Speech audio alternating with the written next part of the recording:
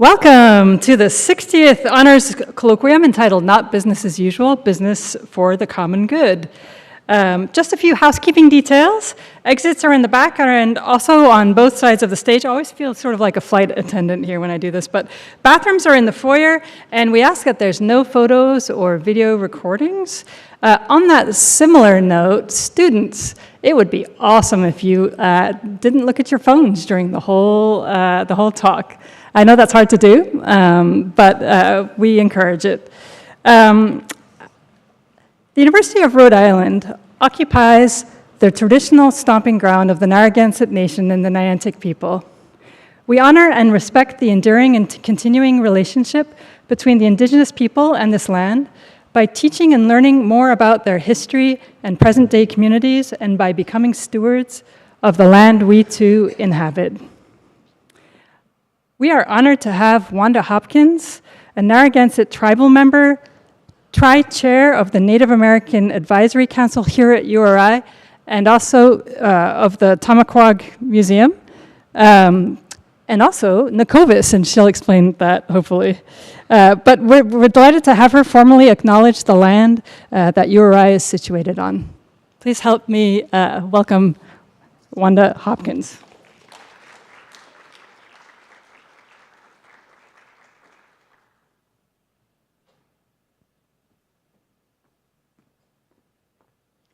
Asko Wakwasan.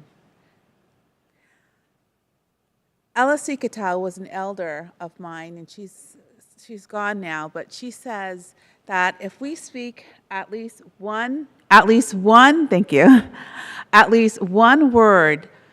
of Nahaganset or Algonquin language, then it continues on. So I say to you again, Asko Wakwasan. It means hello.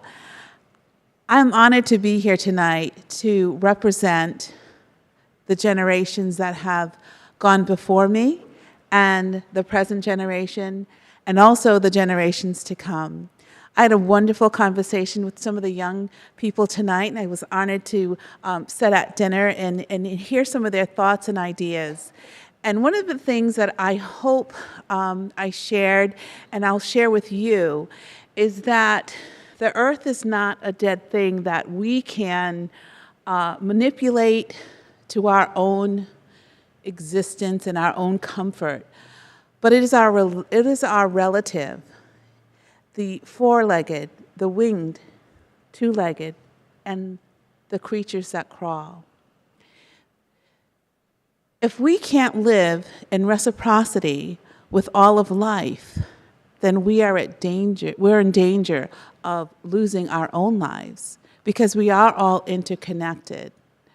So with that being said, the land that URI is built upon is the land of my ancestors. So that means that as you walk along the campus, you may be walking over the remains of a village, or remains of a human, but just to be mindful that there was something here before. There were a nation here before, and that nation is still here today.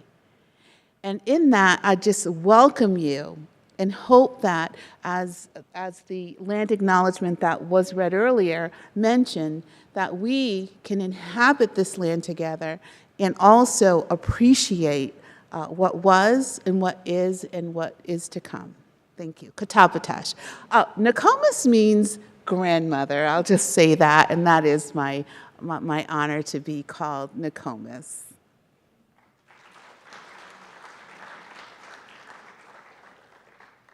Thank you very much. This colloquium celebrates the 100th anniversary of the College of Business and the 60th anniversary of the Honors Colloquium. It represents and celebrates what the Honors Colloquium does best, namely delve into the major issues of our time. It also embodies the new direction that we're heading in the URI Honors Program, namely to prepare our URI students to become change makers in this daunting world. Producing a series of this scope requires the participation and planning of many campus partners. Thanks especially to the colloquium coordinators, Christy Ashley, who You probably noticed when you walked in because of her incredible hair. She's in the back. The lights are off, so you'll have to notice her when you walk out. Doug Creed and Sarai Ergene from the College of Business. All the sponsors are listed on the program, and we are very thankful to all the sponsors. And we would like to say a special thanks to the Office of the President and of the Provost. Please consider also supporting our honors program, because beyond this wonderful honors colloquium that we put on yearly, your donations will fund things like student projects, travel and social events, experiential learning experiences like transportation costs to go out to the Narragansett Bay to count fish, for example, which is part of a big data project. IT upgrades in our classroom, in our classrooms in Lippett Hall, which is the home of the honors program. Faculty training and best practices in honors education to keep our students learning from the best, most highly trained instructors at the university. And also things like our newly commissioned art pieces. We have 4 portraits that were done of 4 honor students, and those portraits will soon be hanging in Lippett Hall. We've already unveiled them, but would like to keep that tradition going on. So it would be wonderful to have sponsors for students next year. But anyway, please consider sponsoring one of our students or our honors program. And now to introduce Ana Maria Peredo, please welcome Sarai Ergene, one of the organizers of this year's Honors Colloquium and professor from the College of Business.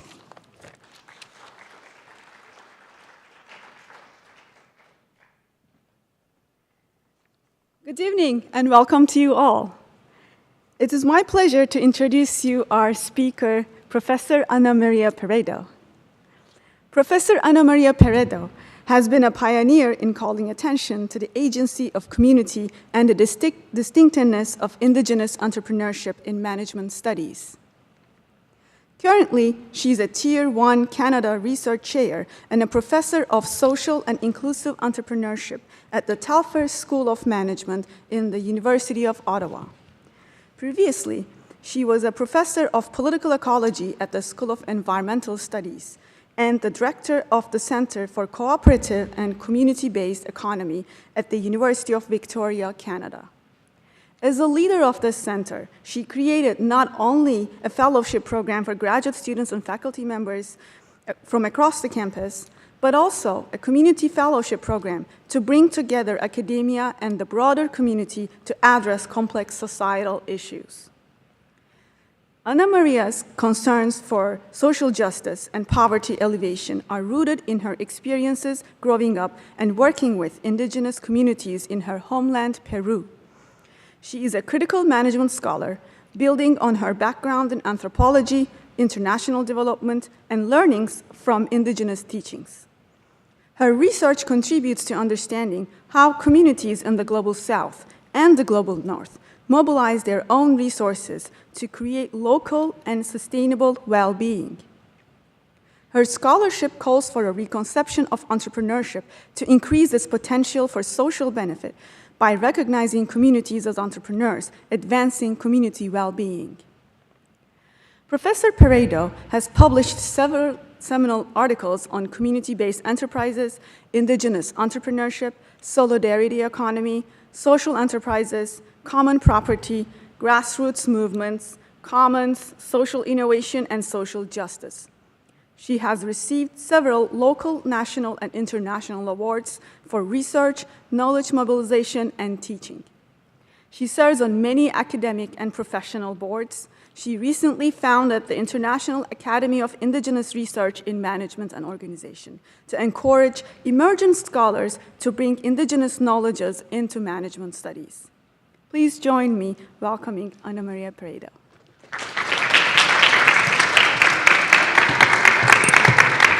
Thank you, Sarai, for such a kind introduction. Thank you for being here.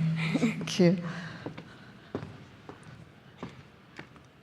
Good evening. Buenas noches. We are going to talk today about communities. And I will ask you, there are lots of things going on now in our communities around the world. So I will ask you to close your eyes just for 1 minute and think and send good vibes for peace.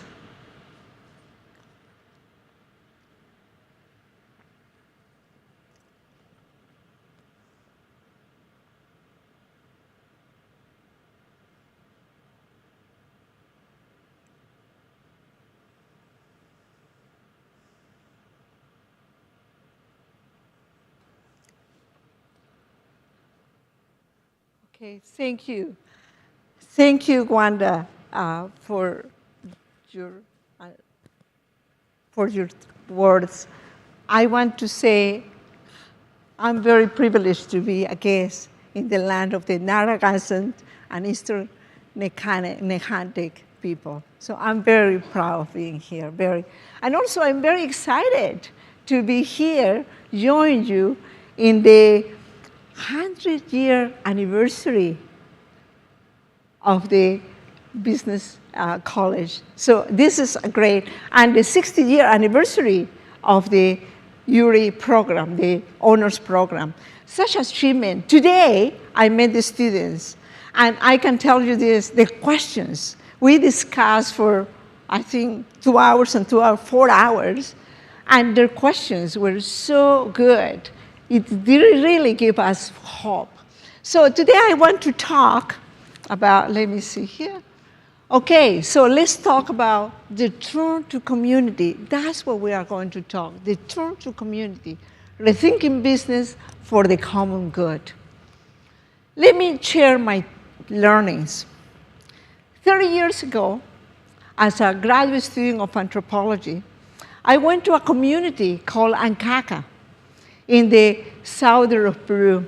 I went to that community because that community received a credit, agricultural credit.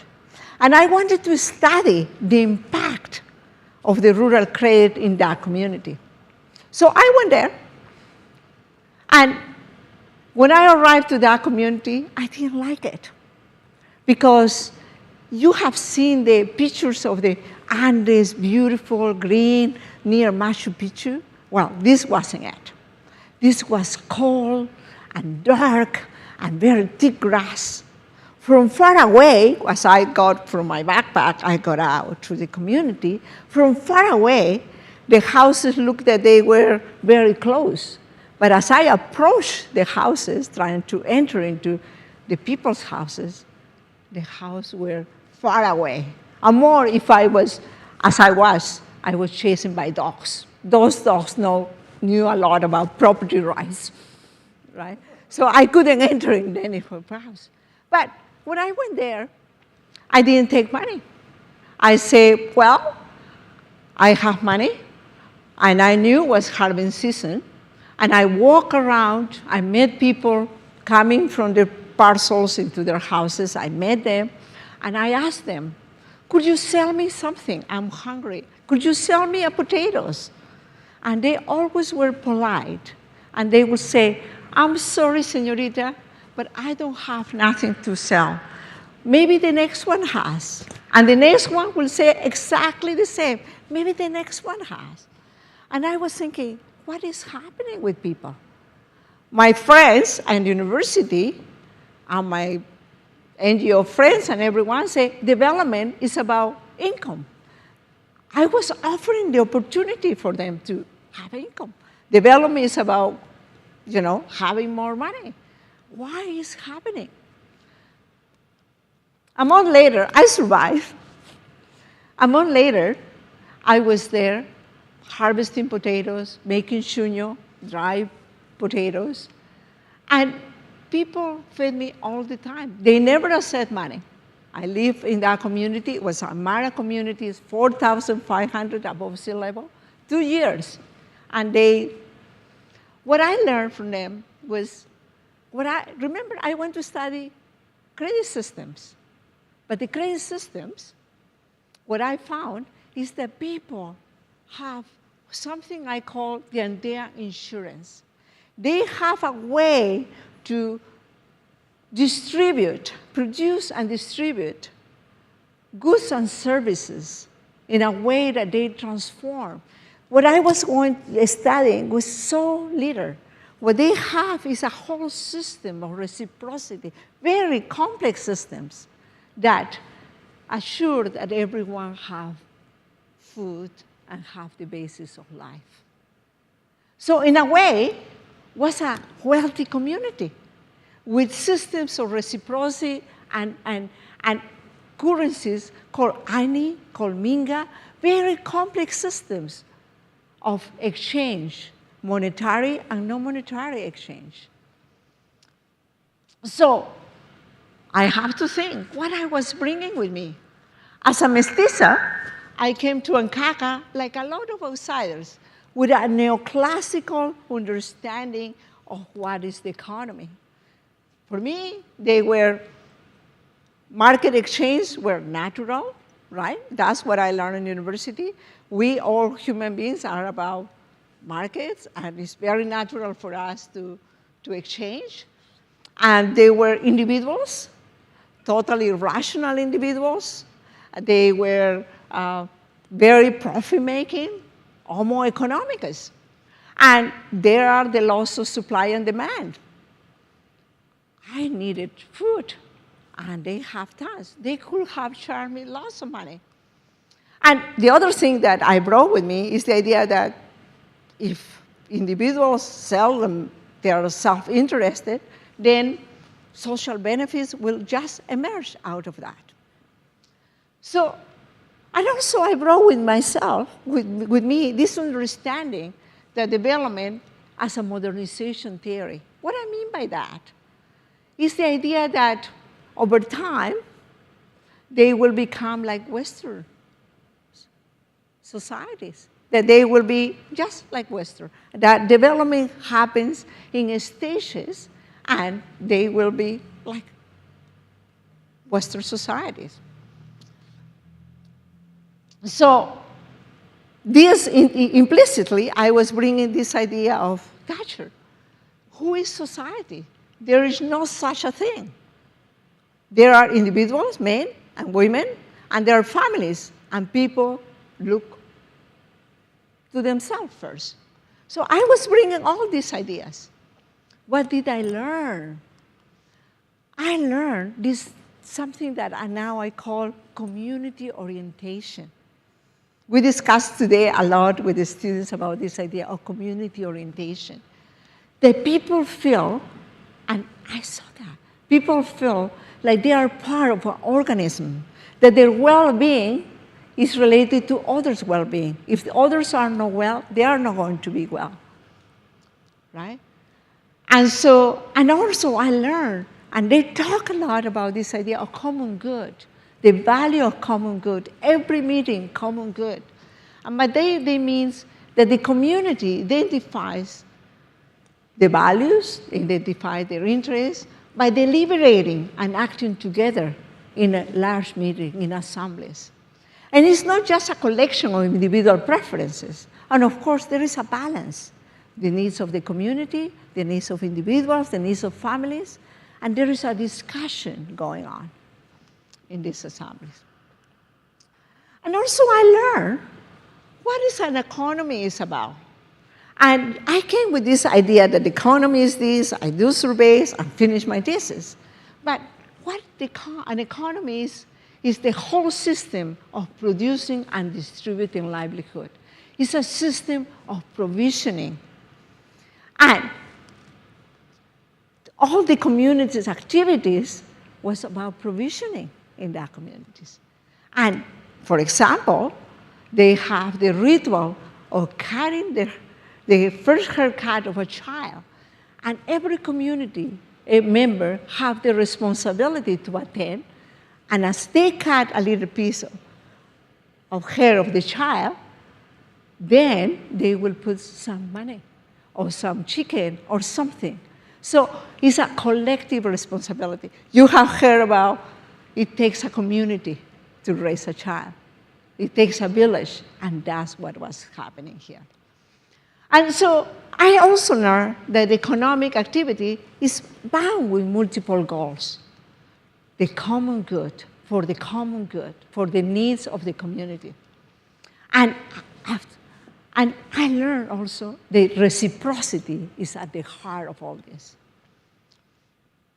So there is this wonderful book, and written by Carl Polanyi, to narrow the idea, he said, of the economy. He called it provisioning. And now I talk more than economy, I talk about provisioning. Down to market activity is to ignore much of the human life and history. He wrote this in 1947 the great transformation. So the economic historians have let us know that markets always have been with us. That any society must have ways of livelihood, means of producing and distributing necessities, provisioning. The markets have often, not always, been one of the ways, but only one. And other ways of producing and distributing, governed by social, political, cultural norms, reciprocity, redistribution, householding. And traditionally, the economy has been embedded. What I mean by that, embedded? The economy, there is the economy. But the economy is embedded in social relations. So that means when we discuss what to produce and distribute, there are all kinds of considerations, social considerations, cultural considerations, political considerations, the environment. And so that's what I saw there. The ritual, the way of life, the credit system that I went to study, the economic part, was all embedded. And unfortunately, this is what we have here, market society. And Polanyi talked about this market society when the economy is disembedded. And I think that that's one of the problems we have. Our economy is disembedded. Some of our theories are disembedded. So the market dominates, the market system dominates. Everything dominates, is become the dominant figure and disembedded for other systems. So we talk about the environment, and we talk either the environment or the economy. Lots of discussions going on that. We talk about health. We have all these dreams as a human beings, better health for our people, but the economy. We talk about education. We're talking our universities. Sometimes about we want education. And sometimes we have to remember why we exist. We exist to educate, but sometimes the market is there. But the market. And housing. We have a big problems everywhere. Homeless everywhere. Affordable housing. But the economy is there. And so we have been living for the last 30 years in this idea that there is no alternative.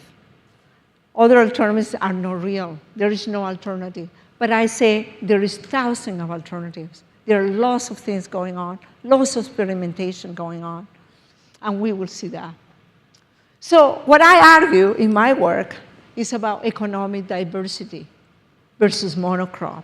We have been, in business schools especially, very much into monocrop, and we know monocrop is not good. It's not safe, doesn't give us the flexibility we need to deal with different problems. And so we argue for diversity, economic diversity, where there are trees and there are roots and there are bushes. That's a more healthy economy. And so the economic diversity means that we need to recognize the richness from different contexts that is around us. Many of the things are invisible, but we need to recognize them. What goes in household, the care that we give to each other. The mother gives the care to the children. The subsistence and self-provisioning, the no-cash economies, the gift exchange that we give to each other, the volunteer and solidarity exchange, the reciprocal exchange, the cooperation that goes there, and the different mechanisms they speak of citizenship. One thing that we have been forgetting all these years is the idea of citizenship. I think we need to reclaim the concept of citizenship. And there are different mechanisms. Community-based enterprises is one. Cooperatives and credit unions. Community land trusts. Barter systems and local currencies going on. And there are more. There are lots of things going on. My work has been for the last 25 years, they're making the invisible visible. That has been my goal, making the invisible visible. And you can see here a market, but this is more than a market. And inspired by my experience in that first community in Ankaka, I have been looking and thinking in the middle of globalization and all this enthusiasm about neoliberalism, I have been looking, is there other ways? Are there other ways, are communities where they are doing things differently, where they are respecting the environment, preserving their culture? Are there communities that are mobilizing their resources to be successful and do things?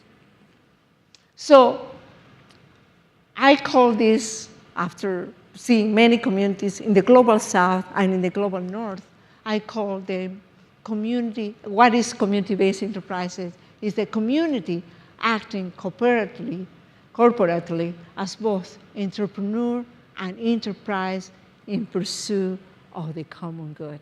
And that was written in 2006, in pursuit of the common good.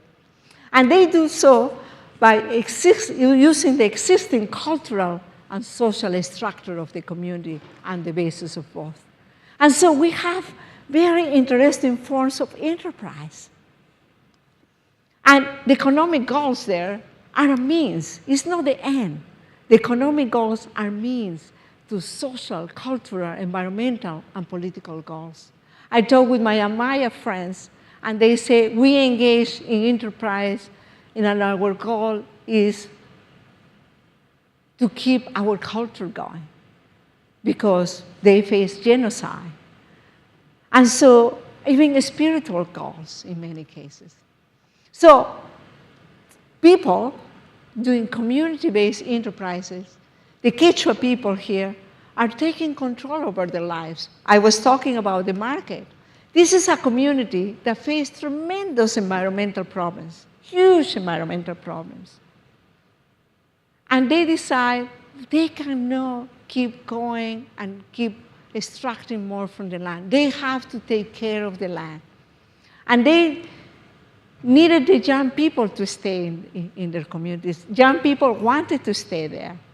And so what they did, they realized that for everything, this is a high Andes community, 4,500 meters above sea level.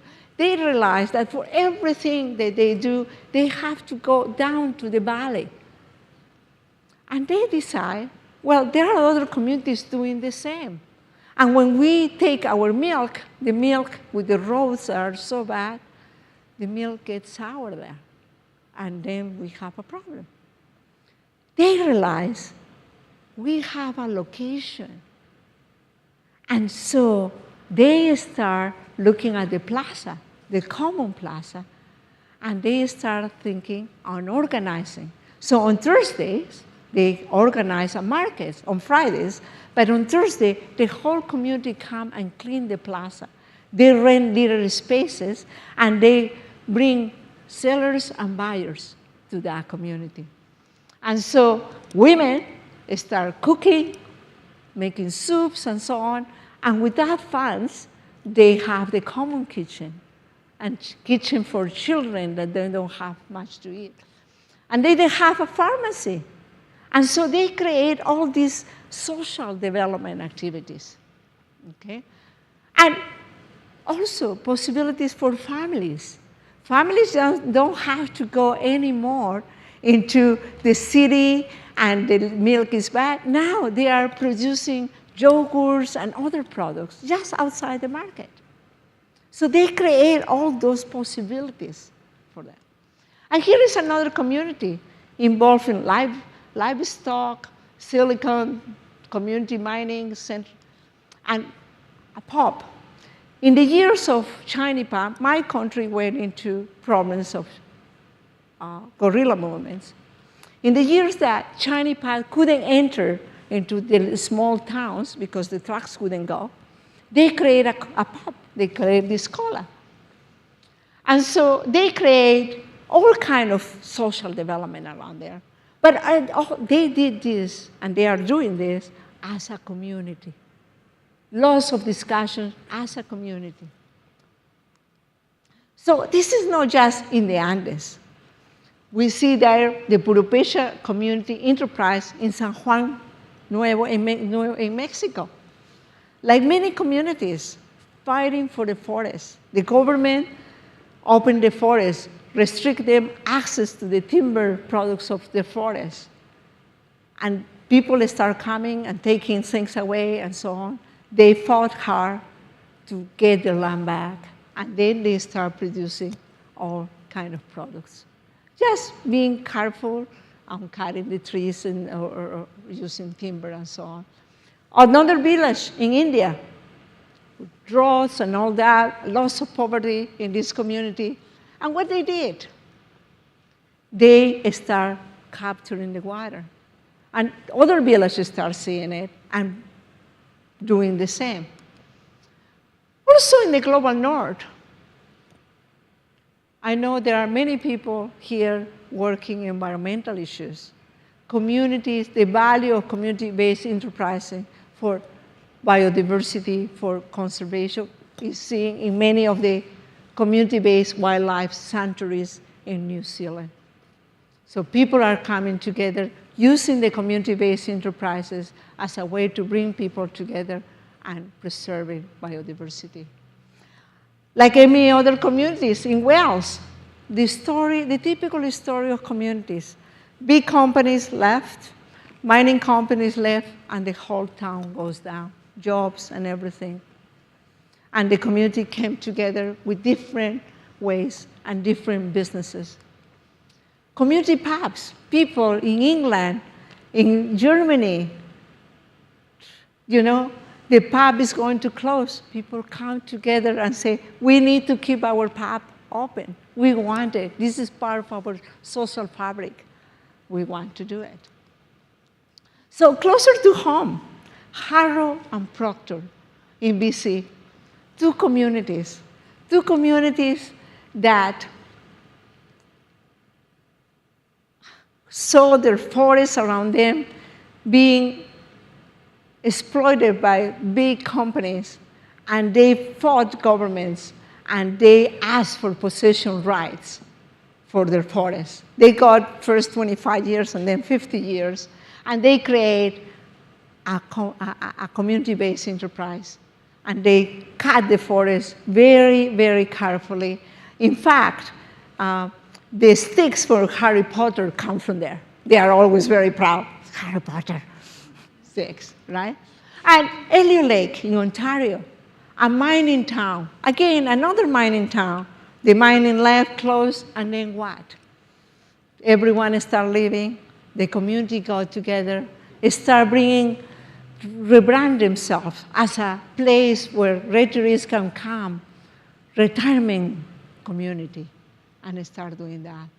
So after studying and looking at all these different communities, typically CBE are triggered by social, economic, environmental, political stress. Always there is a crisis that brings people together. And they draw in the shared cultural heritage, the values, the experience they have, the skills they already have, experience of collective action. For example, Harrow Proctor, they fought government, they protest and so on. Other communities have been mobilizing for water, electricity. So they bring all that experience and a huge deposit of social capital, reciprocity, relationships. And they take advantage of available community skills, something that they have learned inside, outside the community.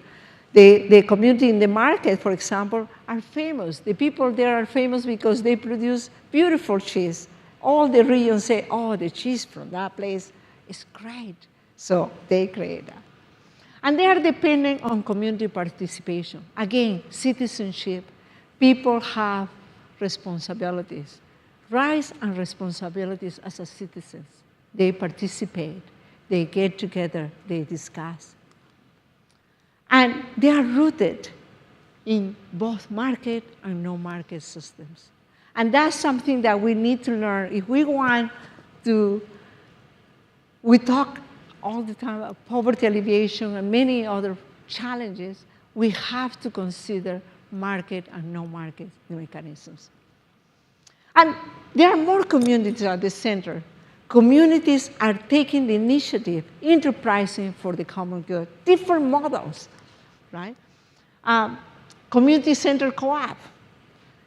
I visit Japan, and the Casa Club is a group of women in neighborhoods, little spaces, where they start concerned for the milk of the children, the quality of the milk. But then they realize we need to talk with producers. And they realize they need elder care, child care. And so they create consumer co-ops. They create stores. They create child care. They create elder care.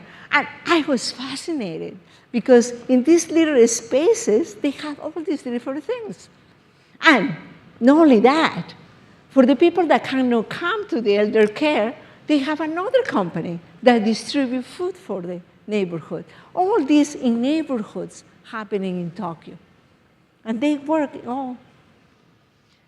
And Italy, prominent in Italy, more than 15,000 social co-ops employing more than 300,000.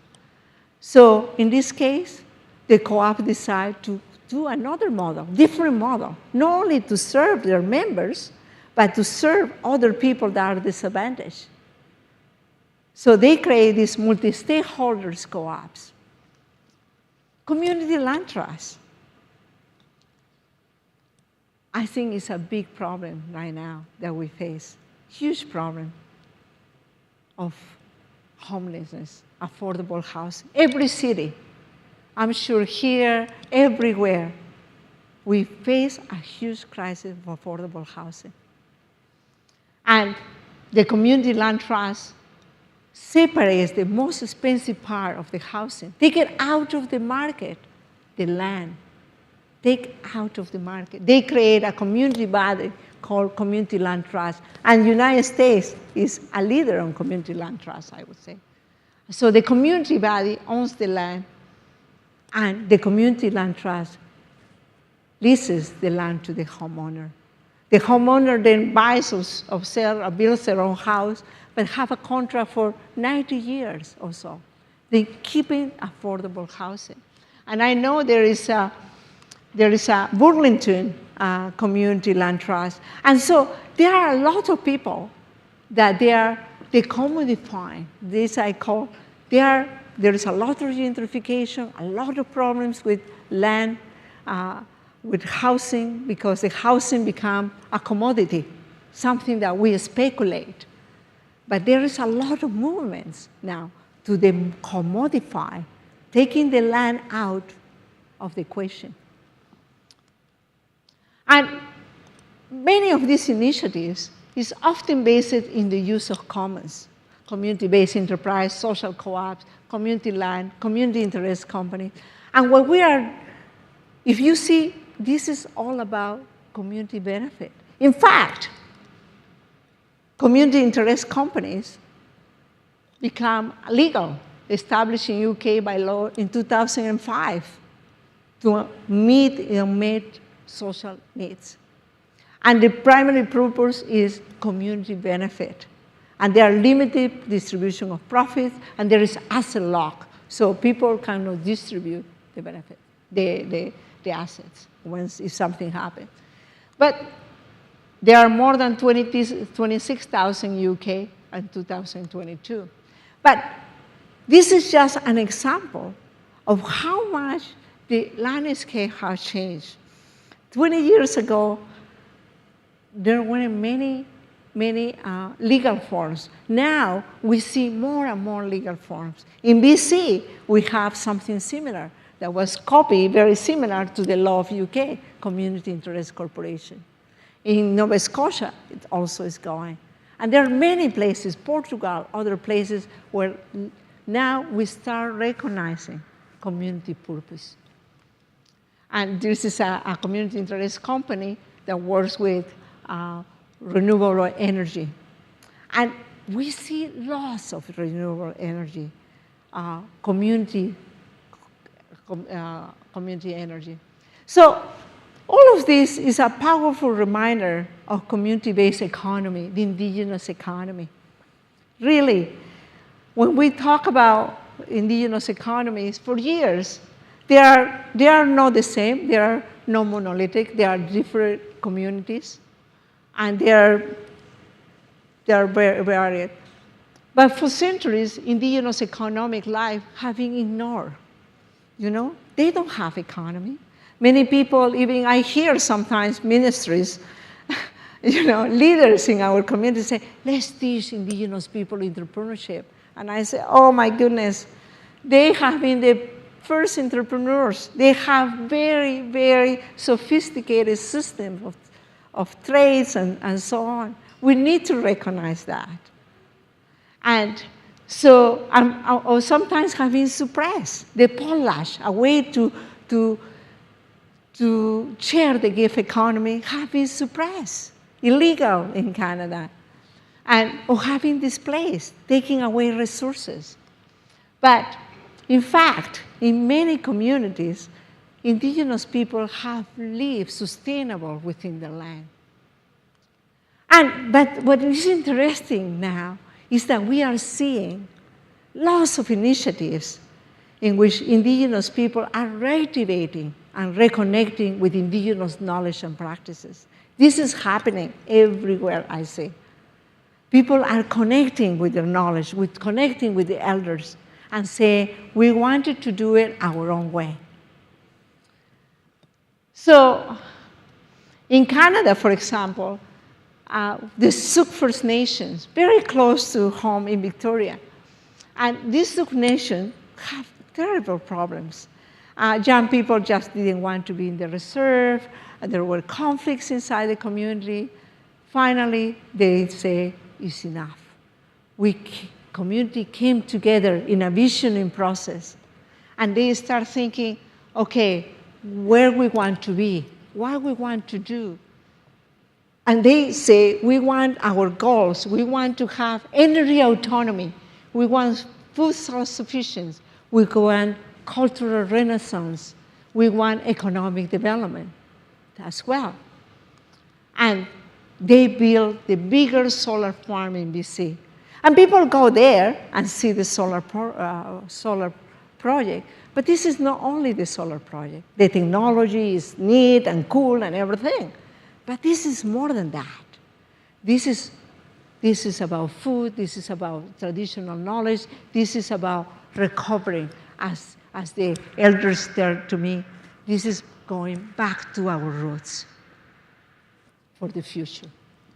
Okay? And another community, the Haida Enterprise Corporation, also in Vancouver Island, off of Vancouver Island.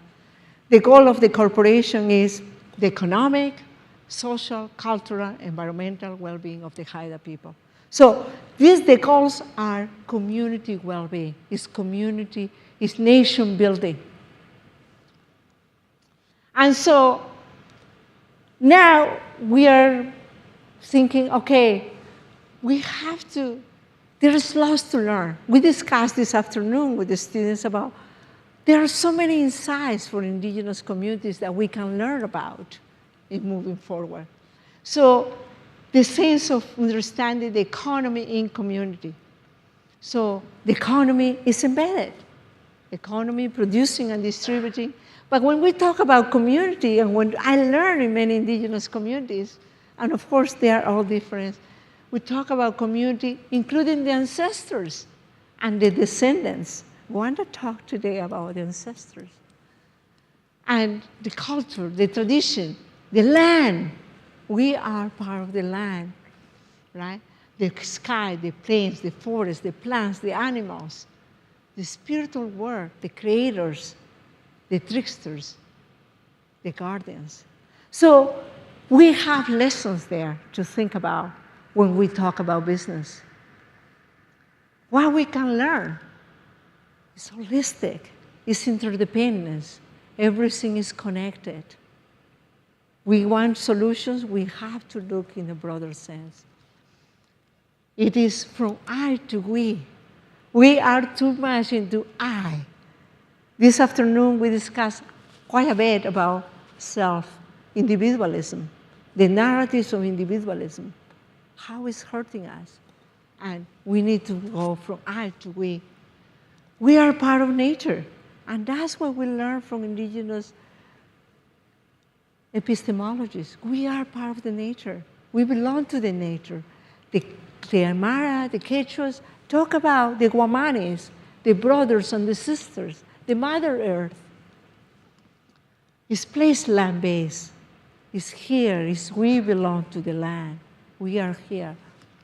It's long-term. The responsibility, that's what we talk. When we talk about common good, we have to talk about the responsibility.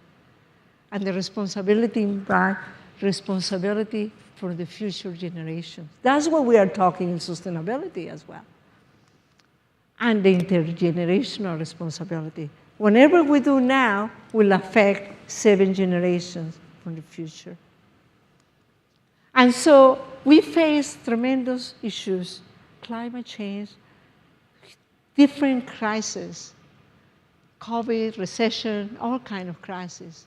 And my question is, can we survive with our sense of community orientation and common good? Can we survive as a species without that sense? Community-oriented business is essential, I believe, for addressing multiple crises and promoting the common good. We need to write another story about business. We need to write a story with business embracing the person in community. Many of our theories are about individual. Economic theories about individual. But we forget that we are in community. We belong to communities. We are part of families. And so we need to write a different story. And so the question is, how do we cultivate community orientation in business?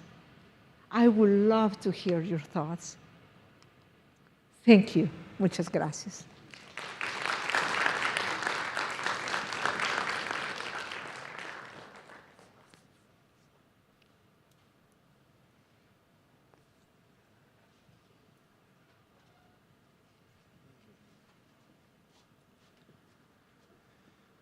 We're coming around with microphones to invite people to pose questions to our speaker.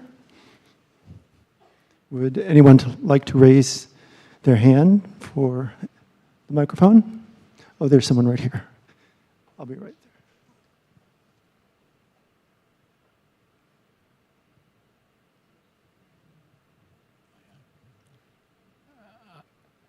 there. I'm very confused a little bit. For 50 years, I thought America was about property rights. We have the right to enjoy our property. We have the right. Can you speak it up a little bit? All the individuals have a right to enjoy the property, do what they want on the property, as long as they don't offend their neighbors and others, and then they could pass their property on to their family. So I worked 50, 60 years so that my 13 grandchildren could enjoy the benefits of my property, either through being on it or selling it and then utilizing the money to have a better life. But the basic American idea to me was property rights was America. And I had a tenant two tenants who came from China, and they told me that China is involved in you don't own the property. You have it for 71 years, and you don't own it. You don't own it, and you can't pass it on to your family, let's say. So I thought the China idea was not as good as the American idea, which is property rights, America. and to sacrifice that or have that taken away from me. Here I am, almost 80 years old, and then we're going to take that away to allow some organization of people to figure out what to do for the common good, which is good. But even people in an organization have difficulty getting along, and sometimes the leaders are a little too aggressive, and so therefore it may not be a benefit for everyone. But the property rights is the main issue I'm concerned with. Thank you. Yeah, that's a very good question. Thank you for your question. I think it's very, very valid question because many societies have built, especially American, with private property. The question is, we are now, it's not about China or United States. We are not advocating for that. We are thinking about how we can do things together, how we can work together toward the common good. And for some people, and I totally understand, for some people, it's about having private property, individual property rights, individual freedoms, and that will take us to the common good.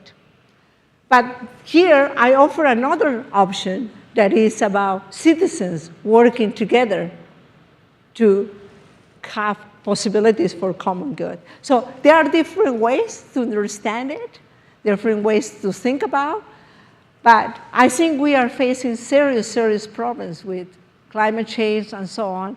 So somehow, perhaps a combination of things, somehow we have to have this sense of community orientation, and every society have to build how they deal with this community orientation, this sense of interdependence. Because if something we learn from COVID is that we learn that we depend on each other, that no one is safe if other people are not safe.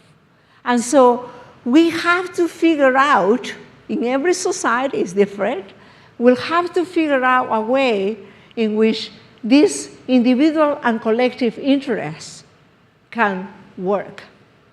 So communities have needs for clean water, free of pollution and so on. So we really have to, every society have to talk about that. So when I talk about community-based enterprise or I talk about community orientation, it's not either or. I'm not talking individual, I'm not talking about collective. I'm talking about these balances. Because if people, for example, in the community-based enterprise, don't pay attention to the needs of the families, of the individuals, it's not going to work. And if communities don't pay attention to the needs of the community, the common aspects of it, clean water and so on, is not going to work. So every society has to figure out. But when we talk about the common good, it's about having a conversation. It's not imposed, it's having a conversation about what is best for us all together. And that means in different degrees to put some interest, individual interest in the side and say, okay, how we manage that, how we balance this, because we are interdependent. So thank you for your question.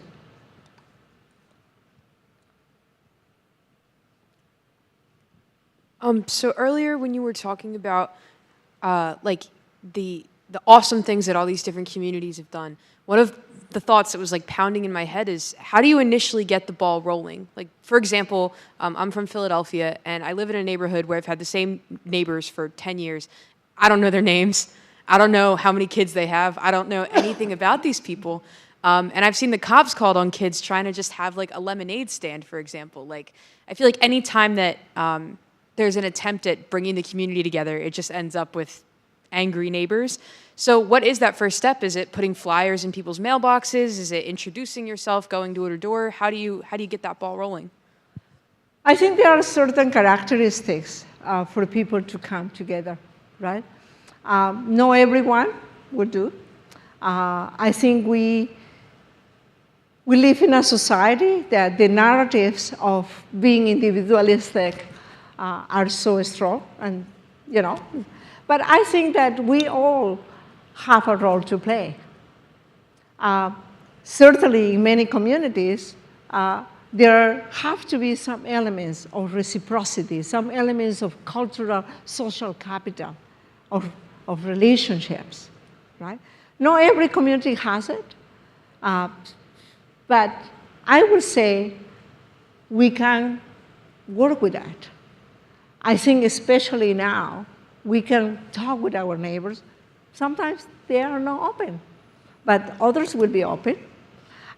There is a lot of going on in experimentation in neighborhoods, a lot of experimentation about climate change in neighborhoods happening. Join them, work with them, and see how we can come to solutions, local solutions. I believe that many of the big challenges, big issues, have to start, and I'm saying the top is important too, but have to start at the community level. People can do things. I know there are many people, and this afternoon we talk with many students and feel disenfranchised and frustrated. This is happening, and what can we do? And I say, you have power. You are citizens. You have a voice. You might disagree or not, but this is what it's about, getting together and discussing and looking at our possibilities. So this afternoon, I asked the students, are there many clubs here in the campus? Join them. Be part of it. Be citizen. Enjoy. Join them, right? So I think it's a difficult question. One thing, for example, in my work, I am doing some work in Rwanda. And Rwanda have gone through tremendous genocide in 1996. And the communities or some organizations ask me and say, I think this community-based enterprise can work there in Rwanda. And I say, okay, tell me more, right? I need to know more, because you have people that some years ago have killed each other. And so they're having a lot of work in mental health, a lot of work on social cohesion, right, because the trauma. And now we need to work in the collective livelihoods.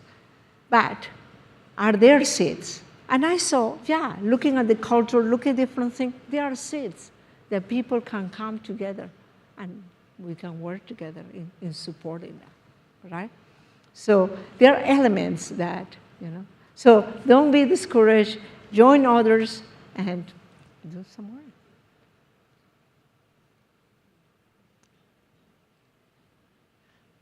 Here.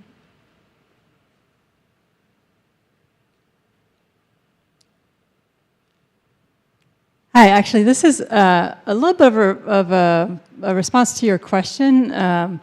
What your talk, I don't know if you've noticed, but the students, if you look at the students right now, I might be missing one, but I don't see a single student holding a phone or looking at a phone. That's amazing, right, quite frankly. And so for the student that asked the question, look around you. All of these students are listening. And they're listening sort of enraptured and captivated and interested. That's who you work with. And thank you so much for your incredible talk that allowed these students to be so captivated. And they're really thinking hard about these questions. These are our honor students, and they're incredible students. Thank you. They are, and they are the future. And I always talk about the spaces of hope. Today, talking to you, the generation that is going to deal with many of these issues gave me nothing but hope. So thank you.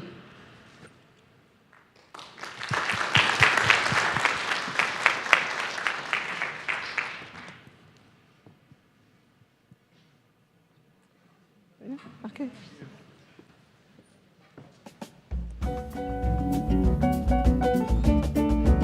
Thank you so much. I am in Ottawa, but I will be in Victoria. So you're on sabbatical?